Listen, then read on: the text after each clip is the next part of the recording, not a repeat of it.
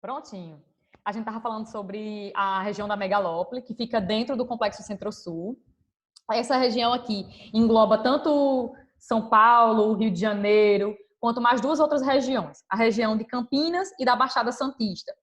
E eu estava falando até de Campinas, que possivelmente essa região está crescendo tanto que vai se conurbar, vai se juntar aí com São Paulo, né? E falei também que Campinas tinha, como se fosse o nosso Vale do Silício brasileiro, é uma área de grandes tecnopolos, de indústrias do setor, de tecnologia de ponta, né? Essa região da megalópole brasileira é a principal região do Centro-Sul, digamos assim, do ponto de vista da globalização, porque, embora ela só englobe 0,5% do território brasileiro, mas cerca de 50% dos automóveis, 60% do setor industrial está localizado nessa região aí, da megalópole. Então, assim, é uma área muito urbanizada, né? Megalópole quer dizer uma área super urbanizada. Então, é uma área muito urbanizada, onde a gente vai encontrar cidades conurbadas, a gente vai encontrar duas regiões metropolitanas, as duas mais importantes do país, né, que é a de São Paulo. São Paulo formado por 39 municípios, salvo engano, e Rio de Janeiro, a região metropolitana do Rio de Janeiro também muito importante. A gente vai encontrar duas metrópoles globais, que são consideradas globais porque elas exercem um poder de influência global mesmo, influenciam o mundo inteiro. Seria São Paulo e Rio de Janeiro. E dentro de São Paulo a gente conta com a Bolsa de Valores, né? Aí estou coçando o olho. Aí a terceira sub-região seria a região mais ao norte, do Centro-Sul, a região norte do Centro-Sul. Dentro dessa região, a gente vai encontrar uma área muito conhecida, que vocês já devem ter ouvido falar, que é a área do quadrilátero ferrífero, né? Já ouviram falar alguma coisa sobre isso? O quadrilátero ferrífero é chamado quadrilátero ferrífero porque forma esse meio que um quadrado mesmo, tá vendo? No mapa, e engloba essas cidades aqui, de Mariana, Ouro Preto, tá vendo? Congonhas, Nova Lima, Itabirito, Sabará, essa região aqui do quadrilátero. Professora, essa região aqui já foi a principal região, mas ela ainda é uma das principais regiões de minério de ferro no Brasil. Né, que dizem que hoje em dia a região que mais está produzindo, que mais comporta produção de minério de ferro no Brasil hoje é aquela região ali dos Grandes Carajás, do projeto Grande Carajás, ao sul do Pará. Mas essa região aqui, ela sempre foi muito importante para o Brasil do ponto de vista de mineração, principalmente minério de ferro. É onde ocorreu aquele desastre de Mariana em 2015, vocês lembram, né? A barragem de Mariana que foi rompida, que inclusive a empresa não pagou até hoje a indenização, também, tipo, meio que não promoveu nada em resposta ao meio ambiente até o momento, e continua De atuando na região. Brumadinho também era por aí? É, por aqui, é por perto também de Brumadinho, Minas Gerais. E porque assim, o Brasil é um país que tem uma legislação ambiental muito flexível, então é favorável para a vinda dessas empresas. Elas adoram se instalar no nosso país. Então, essa região aqui que engloba o norte do Centro-Sul é uma área de grande extração, de extração principalmente de minério de ferro, extração mineral. Também onde a gente vai encontrar agricultura de precisão, nas áreas de cerrado, sobretudo naquela parte ali de Mato Grosso, né, Mato Grosso do Sul. Lembrando que, como essa divisão aqui, ela não respeita os limites estaduais, então pega só a parte sul do Mato Grosso, né, e o Mato Grosso do Sul. Aí pega também o Goiás. Então, essa área de cerrado, a gente vai encontrar uma agricultura de precisão, principalmente agricultura de grãos, né, sobretudo soja, trigo.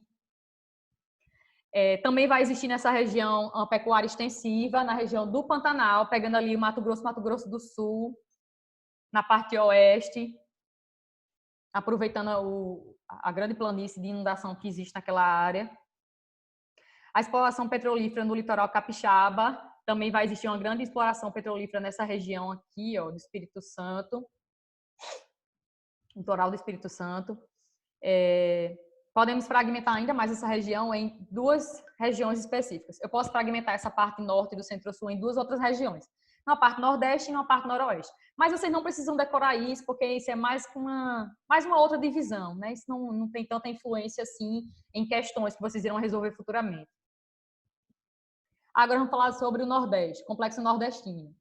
Professora, por que você colocou esse mapa? Esse mapa está mostrando o quê? Está mostrando os IDHs distribuídos por estados no Brasil, por unidades político-federativas brasileiras.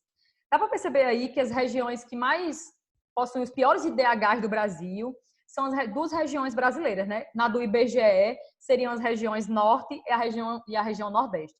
E aqui seria a região amazônica, né, da Amazônia, do Pedro Pinchas, e a região do complexo nordestino, né? Professora, por que isso acontece? Isso é algo recente, né? O que faz com que o Nordeste seja considerado uma região problema? É algo recente? É algo de agora? É ou não é? Alguém sabe me dizer? O Nordeste se tornou uma região problema agora, recente, tipo é do século XX, isso? Ou isso é de séculos anteriores? O Nordeste sempre foi uma região problema do Brasil. É recente, né? É recente. E isso remonta ao período da industrialização do Sudeste, né? Quando São Paulo começou a se industrializar, Rio de Janeiro começou a se industrializar, começou a haver uma disparidade, uma diferença muito grande entre o Sudeste industrializado e as outras regiões brasileiras. E aí E acentuou até, ainda... Pode falar. hein, Ana Beatriz, e até porque antes a economia se concentrava na região Nordeste, né? Exatamente, perfeito. Entre os séculos 16, 17, 18, basicamente o polo econômico do Brasil, a região mais influente, mais importante do Brasil do ponto de vista econômico e político, que a nossa capital era Salvador, né, até 1763. Então, era o Nordeste. Então, o Nordeste desempenhava o principal polo econômico do Brasil durante 3 séculos. Já no século XIX, o Nordeste vai começar a ser uma área de repulsão populacional. Oxe, repulsão por quê? Repulsão quer dizer saída, né? Muitas pessoas vão começar a sair da região Nordeste, migrar da região Nordeste para outras regiões brasileiras. E por quê? Porque nas outras regiões estão surgindo atividades econômicas que vai meio que atrair os nordestinos. Sim, mas o que é que estava acontecendo no Nordeste que provocou essa repulsão de pessoas a partir do século XIX? Alguém sabe dizer? O que é que estava As acontecendo? As secas. Secas. Tem muita gente que acha que o fator natural é decisivo para a migração do nordestino. Mas você sabia que a maior parte das pessoas que migram não saem do sertão? Saem ou da zona da mata ou do agreste, saem de outras áreas do Nordeste, não saem mais do sertão. Então, tipo, a seca, ela afeta a região do sertão, a região que sofre com o clima semiárido, né? E possui secas periódicas. Então, tipo, não é o fator natural, o fator de seca, não é o principal motivo que levou os nordestinos a migrarem, a se tornar uma região de repulsão. Não foi isso. Ana Beatriz, então não seria tipo atrás de emprego, porque as indústrias não vão se concentrar mais não no Nordeste, no caso, né? Aí o Nordeste vai ficar lá, coitado. A galera vai embora. Então, por que as pessoas vão em busca de emprego? O que é que tem no Nordeste? O que é que não tem no Nordeste, então? Indústria. Indústria. Emprego. Então, o setor industrial se desenvolveu tardiamente. O que mais? Além disso, a gente tem que dizer que o Nordeste é uma área de grande concentração de quê? De renda nas mãos de poucas pessoas e uma área de, isso é, desde o período colonial, desde aquelas divisões lá das capitanias hereditárias em Sesmarias e tudo mais, e gerou uma concentração de renda e uma concentração fundiária. Então, o Nordeste ele sempre sofreu esse problema, tanto com a concentração de renda e a concentração fundiária. Então, e também com esse processo de industrialização que aconteceu de forma meio que tardia na nossa região, né? Mais tardia ainda do que na região sudeste. Então, tudo isso, né, ocasionou uma série de problemas sociais no Nordeste, que fez com que muitas pessoas saíssem dessa região na tentativa de buscar uma forma de sobrevivência em outras regiões brasileiras.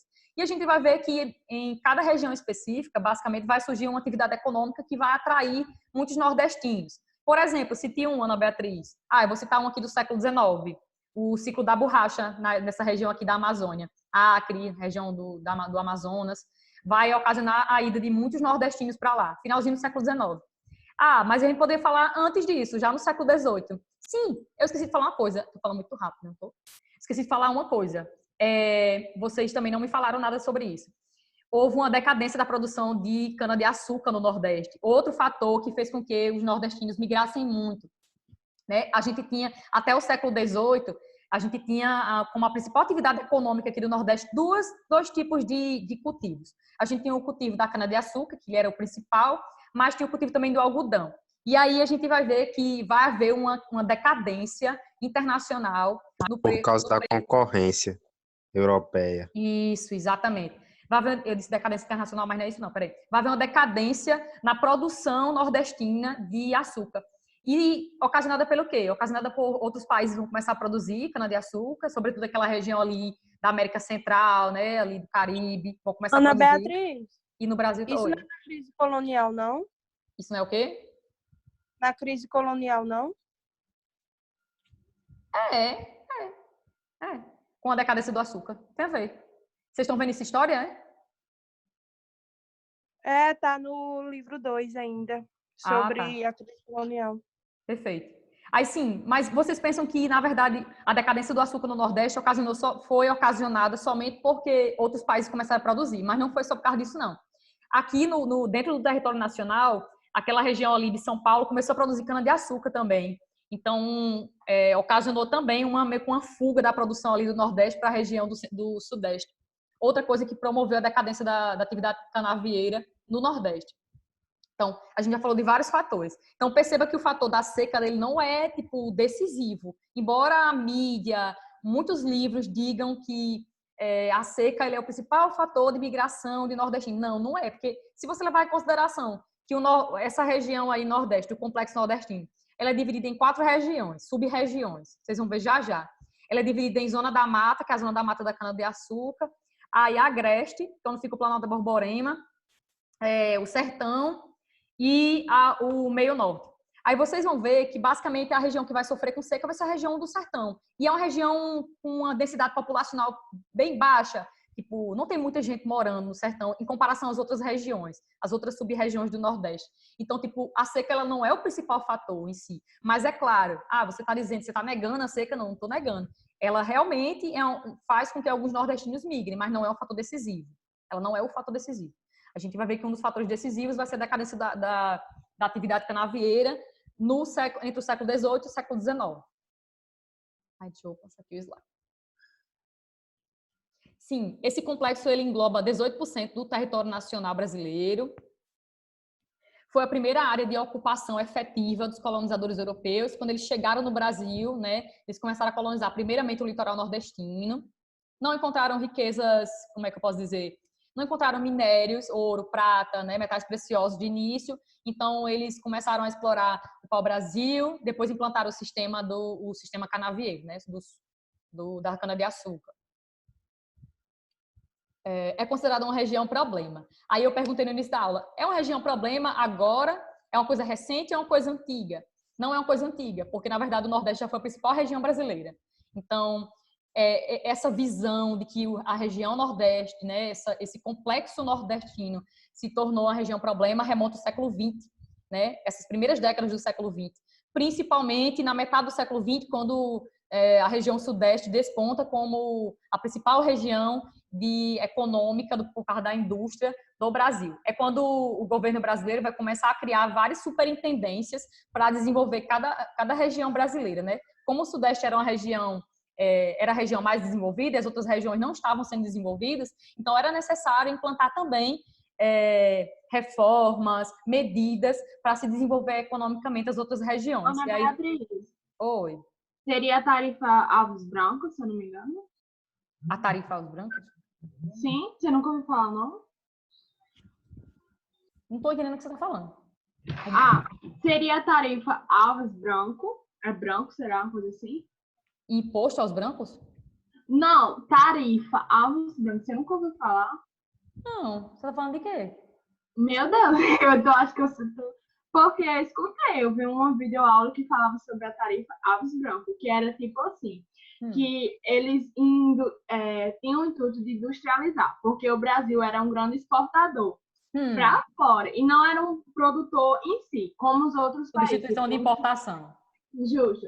Os Estados Unidos teve uma economia, principalmente um desenvolvimento econômico dentro do próprio país, para depois exportar.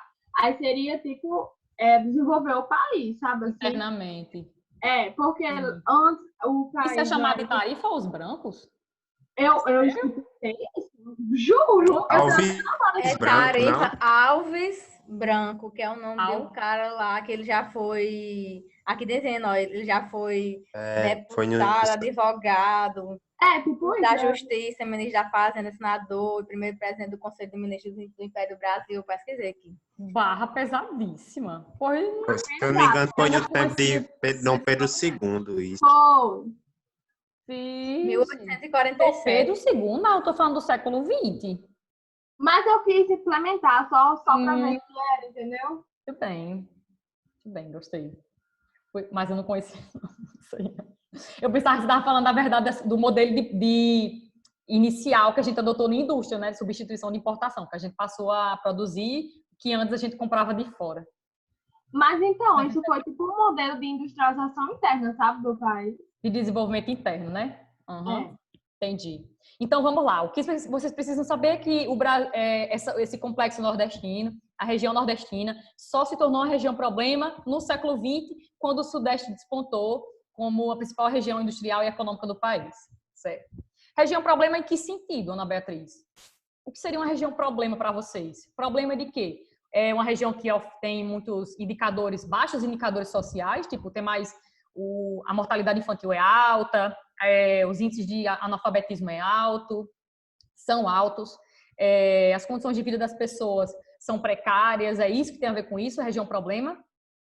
Passa por problemas também do ponto de vista de infraestrutura, de indústria, é isso? Por isso que nós somos considerados uma região problema?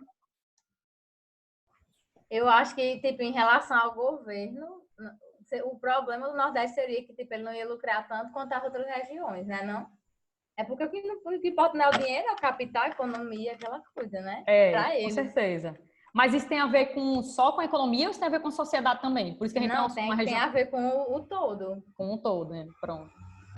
Na metade do século XX, o que eu estava falando para vocês, por que é uma região problema? Porque na metade do século XX se acentuou a diferença entre a região sudeste e as outras regiões. E como a nossa região já estava passando por sucessivas crises financeiras, né, desde a decadência da produção de açúcar, né, a migração excessiva de pessoas para as outras regiões, a grande concentração de terra nas mãos de poucas pessoas, concentração de renda, então a nossa região meio que passou a se destacar como uma região problema. Uma região a ser cuidada pelo governo federal, a ser implantada lá uma nova forma de planejamento territorial, econômico, para desenvolver aquela região. E é tanto que no século XX, nesse período aí, da metade do século XX, vão ser criadas superintendências. E uma delas vai ser a SUDENE, a Superintendência para o Desenvolvimento do Nordeste, que vai ser criada especificamente para desenvolver financeiramente, resolver certos problemas e desenvolver economicamente a região Nordeste. Aí vai dizer aqui que as migrações de nordestinos ao longo da história vai demonstrar essa fragilidade socioeconômica que existe na nossa região. Durante o século XVI, já falei. Vamos lá. Existem populações nordestinas marcadas por grande dinamismo econômico. Eita, quais? Quais regiões no Nordeste são muito importantes do ponto de vista econômico?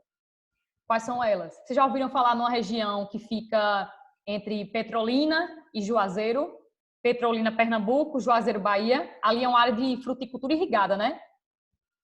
Vale do São Francisco, tem o Rio São Francisco, aí de um lado tem Petrolina, do outro tem Juazeiro. Aquela região ali, ao entorno do Vale do Rio São Francisco, é uma região de fruticultura irrigada hoje em dia. E é uma área onde se desenvolveu a agroindústria, a agricultura aliada, né, próxima ali de indústrias.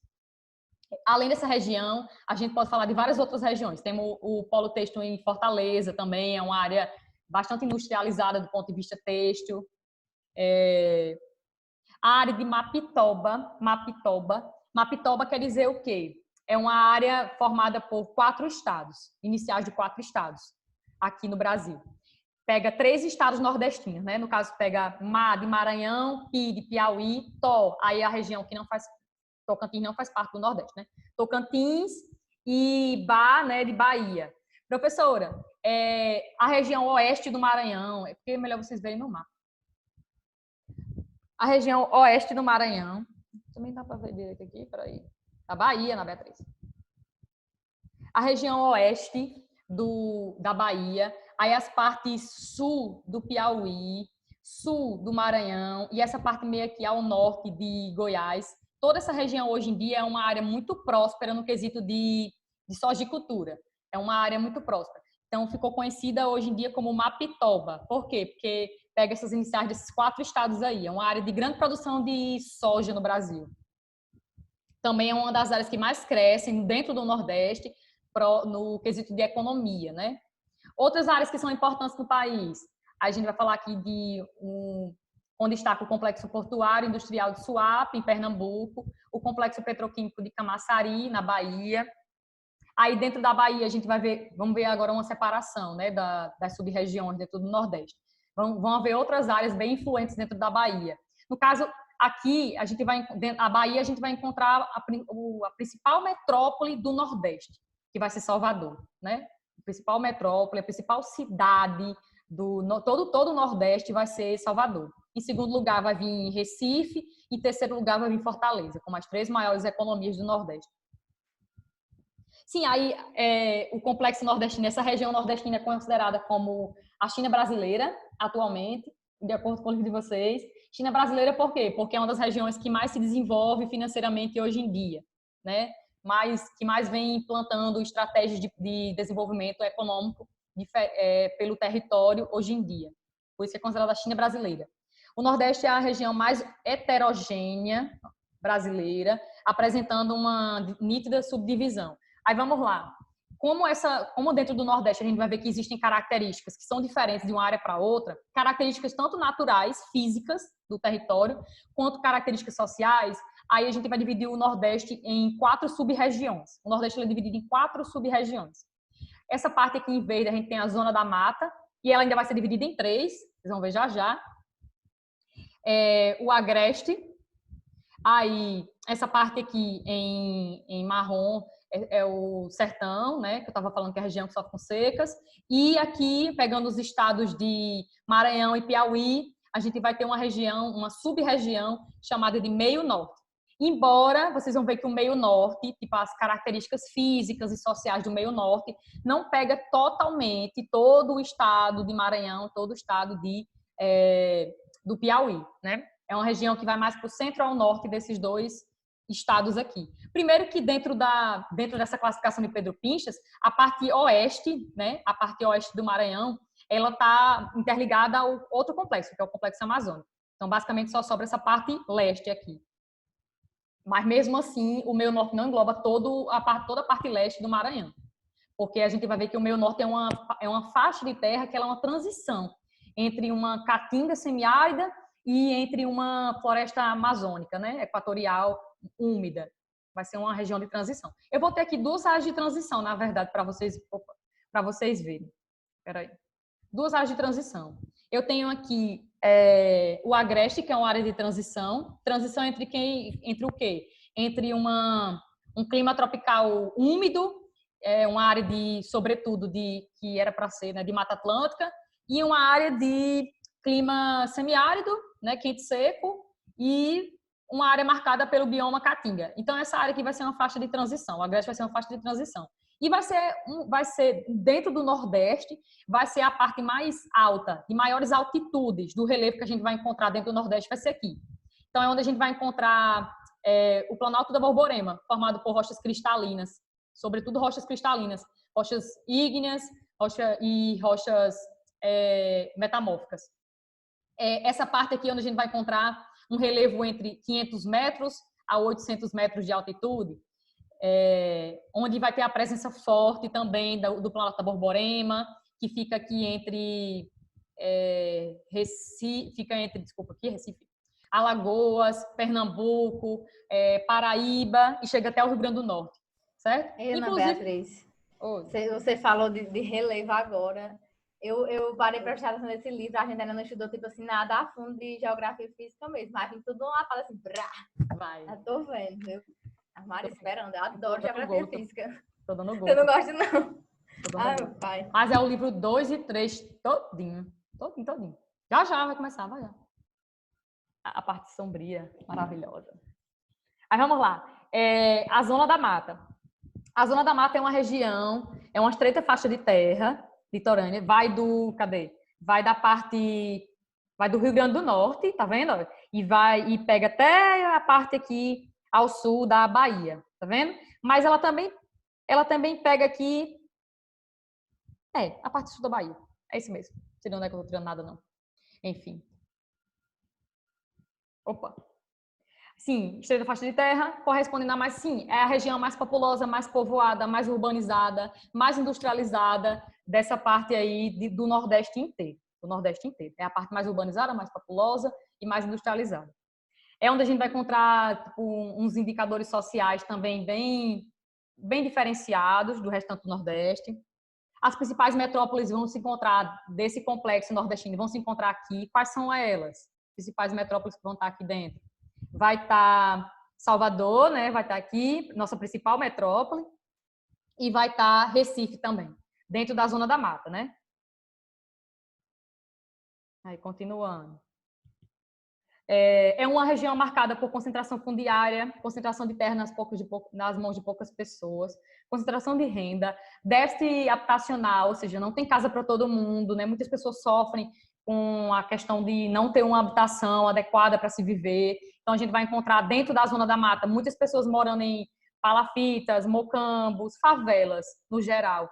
É tanto que, se você for em Recife, se você já for em Recife alguma vez, vocês vão ver que Recife é uma cidade que demarca muito essa questão de habitacional, né? Esse déficit habitacional. Por todo canto você encontra remanescentes de favelas em Recife. Então, essa região é uma região muito marcada por déficit habitacional, por subempregos, violência urbana. Violência por quê? Porque também não vai se encontrar as maiores cidades brasileiras, assim, do Nordeste brasileiro, né? Quanto maior a cidade, quanto maior o número de pessoas, tende a ter uma violência maior. Que é isso, Annelise?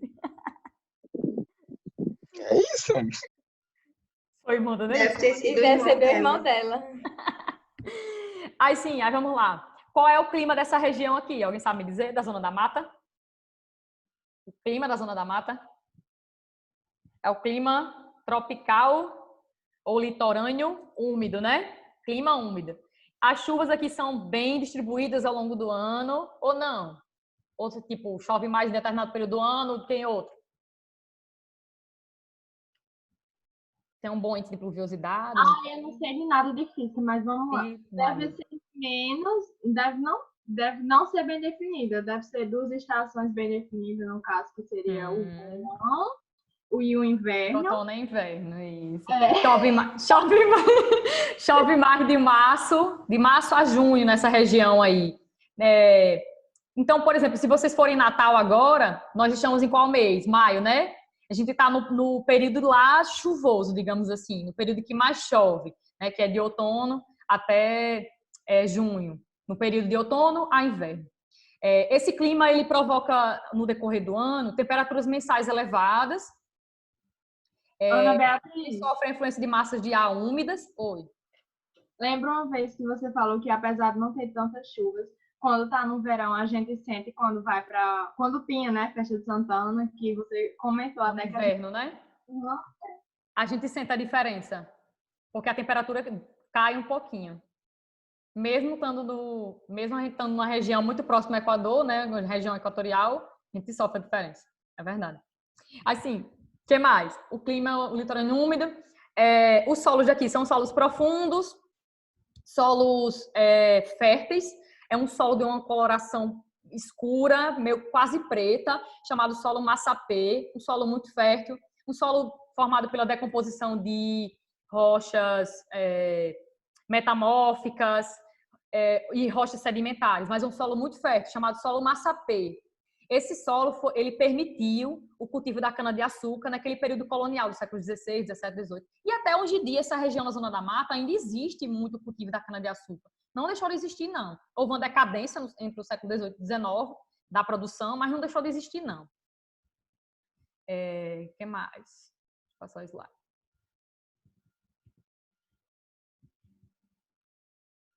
Solos férteis. Sim, essa região ela pode ser dividida em 3 sub-regiões.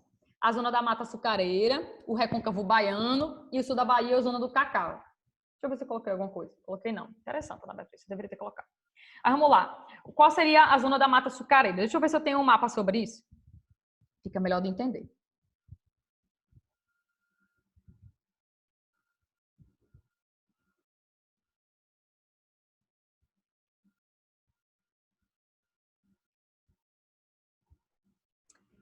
Vamos ver, não? Porque meu computador deu uma pane aqui. Não dá para ver nada o que tem embaixo.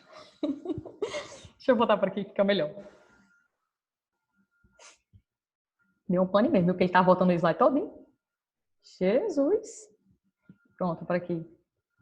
Eu disse que a região da Zona da Mata, ela pode ser dividida em 3 sub-regiões, em regiões menores. Então, imagine, essa já é uma estreita faixa de terra, né? E essa estreita faixa de terra, ela pode ser dividida em 3 porções. uma chamada Zona da Mata Açucareira, que seria realmente essa parte bem litorânea aqui, onde durante muito tempo houve a produção de cana-de-açúcar, e até hoje ainda se predomina a produção de cana-de-açúcar nessa região, onde existe a produção de cana-de-açúcar. Aí existe também outra sub-região, que é a sub-região do Recôncavo Baiano, que é uma região que ela fica nos arredores da cidade de Salvador, aqui na Bahia.